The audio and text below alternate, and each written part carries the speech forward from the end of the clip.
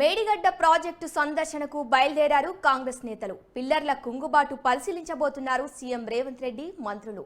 మధ్యాహ్నం 3 గంటలకు ప్రాజెక్టు వద్దకు ప్రజా ప్రతినిధుల బృందం చేరుకోనుంది. 2 గంటల పాటు సైట్ విజిట్ చేసి అనంతరం పవర్ పాయింట్ ప్రజెంటేషన్ ఇవ్వనున్నారు. సాయంత్రం 5 గంటలకు హైదరాబాద్ కు తిరుగు ప్రయాణం కానున్నారు.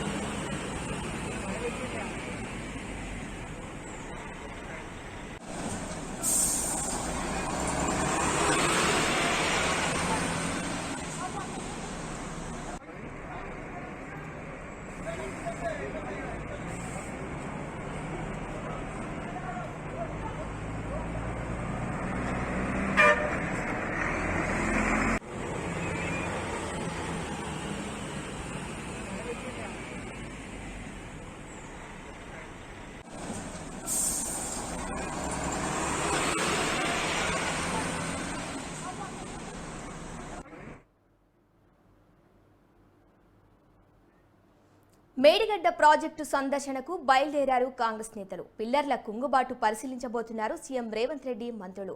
మధ్యాహ్నం 3 గంటలకు ప్రాజెక్టు వద్దకు ప్రజా ప్రతినిధుల బృందం చేరుకోనుంది.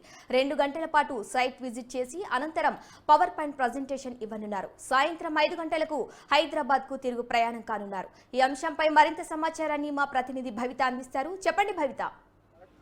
శిరీష, కొద్దిసేపటి క్రితం దాదాపుగా అరగంట కావస్తుంది. అసెంబ్లీ నుంచి కాంగ్రెస్ ఎమ్మెల్యేలందరూ కూడా బయలుదేరి మేడిగడ్డకు వెళ్లారు. అయితే ఇక్కడ బయలుదేరేటువంటి మేడిగడ్డకు దాదాపుగా అన్ని విపక్షాలతో అంటే ప్రతిపక్షంలో ఉన్నటువంటి బీఆర్ఎస్ తో పాటు బీజేపీకి మరియు ఇతర మంత్రులకు కూడా ఆహ్వానం అయితే పలికింది. అయితే ఎవరు కూడా దీనికి సుముఖత చూపకుండా కేవలం ఈ రోజు కాంగ్రెస్ ఎమ్మెల్యేలు మరియు ఎమ్మెల్సీలు మాత్రమే మేడిగడ్డకు అయితే బయలుదేరారు. దాదాపుగా 3 నుంచి 4 గంటల ప్రాంతంలో అక్కడికి చేరుకుంటారు. అనంతరం ఇటు ప్రజాప్రతినిధులతో పాటు మంత్రుల బృందం అంతా కూడా విజిలెన్స్ అధికారులు కూడా ప్రతి ఒక్కరు మేడిగడ్డ ఏదైతే కుంగుబాటుకు లోనైందో ఆ పిల్లలను పరిశీలిస్తారు. దాదాపుగా మొదట 1-2 మాత్రమే కుంగుబాటుకి లోనైనాయి అని చెప్పారు. తర్వాత మాత్రం దాదాపుగా 3కు పైగా పిల్లర్లు మాత్రం భారీ స్థాయిలో దెబ్బతిన్నామని చెప్పేసి విజిలెన్స్ అధికారులు అయితే ఒక రిపోర్ట్ అయితే ఇచ్చారు. దానికి సంబంధించి ఈ రోజు మొదటగా అంటే చిన్న డ్యామేజ్ల నుంచి పూర్తి స్థాయిలో ఏ పిల్లర్స్ డ్యామేజ్ అయ్యాయి, ఎందుకు డ్యామేజ్ కావాల్సి వచ్చింది, దీనికి వెనకాల ఉన్నటువంటి కారణాలు ఏంటి అన్నట్టుగా కూడా పూర్తి స్థాయిలో మళ్ళీ ఒక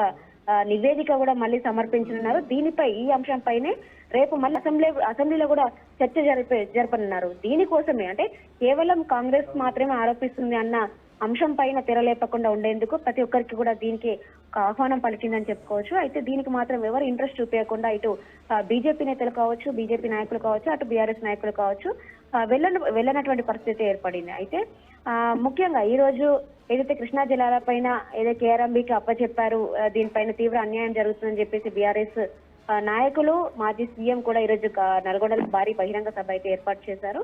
వాళ్ళందరూ కూడా కొద్దిసేపటి క్రితమే బీఆర్ఎస్ ఎమ్మెల్యేలందరూ కూడా తెలంగాణ భవన్ నుంచి నల్గొండకు బయలుదేరారు. అయితే దానికంటే ముందే అసెంబ్లీలో కాంగ్రెస్ ఎమ్మెల్యేలందరూ మేడిగడ్డకైతే బయలుదేరారు. దాదాపుగా 3 గంటల ప్రాంతంలో అక్కడ చేరుకుంటారు. అనంతరం అదంతా విజిలెన్స్ అధికారులతో పాటు టోటల్ గా అక్కడ దానిపైన అంటే దాని దగ్గర ఉన్నటువంటి సమాచారం మొత్తం సేకరించిన తర్వాత ఒక పవర్ పాయింట్ ప్రజెంటేషన్ కూడా ప్లాన్ చేశారు. దాని అనంతరం ఒక సభ ఏర్పాటు చేశారు. ఆ సభలో కూడా మాట్లాడే అవకాశం ఉంది సీఎం రేవంత్ రెడ్డి. అనంతరం అక్కడ నుంచి దాదాపు సాయంత్రం 6 నుంచి 7 గంటల ప్రాంతంలో తిరుగు ప్రయాణం అయితని చెప్పేసి ఇప్పటికే అధికార వర్గాలైతే చెప్తున్న పరిస్థితి కనబడుతుంది. శిరీష.